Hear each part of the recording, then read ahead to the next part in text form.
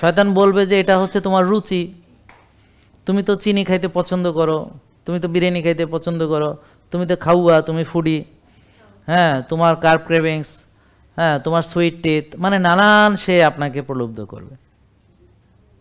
বুঝতে পারছেন? শয়তান আপনাকে বলবে যে খাওয়া দাওয়া ফুর্তি করো, দুনিয়াটা মস্ত বড়। দেখবেন অনেক কমেন্ট পাবেন যে এইসব কইরা কী লাভ, তুমি বাঁচবা কয়দিন, তার মানে আমরা কয়দিন বাঁচবো, তো যা ইচ্ছা তাই করে যাই, তাই না? এখন কথা হলো এমন ভাব যে মানুষ মরে যাবে, ও গাধারা জানে না যে মানুষ কোনো দিন মরবে না। যারা মনে করে মানুষ মরে যাবে, ওর মতো বেকুব, মূর্খ, বলদ, গাধা এরকম আর একটি নেই। কথা বুঝতে পারছেন? তো ফুর্তি করার জায়গা পৃথিবী না, ফুর্তি করার জায়গা হলো জান্নাত। ওই পুরুষ সে যদি জান্নাতে যেতে পারে তাহলে হুর পাবে কতগুলা ভাই? ও, এইটা তো ভালোই জানে, মাশাআল্লাহ, এটা মুখস্থ আছে।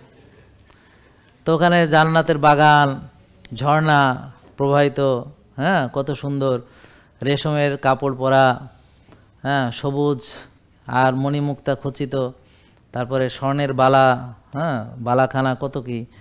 তো এখন মজা করতে হলে ওখানে যে মজা করতে হবে, আর ওখানে মজা করতে হলে পৃথিবীতে আপনাকে নিয়ম মেনে চলতে হবে, নিয়ম মেনে চলতে, মানে যেই নিয়ম আপনার সৃষ্টিকর্তা রব আপনাকে দিয়েছেন।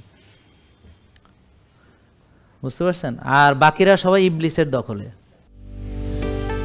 জেকে লাইফস্টাইল, ওষুধ মুক্ত সুস্থ জীবন।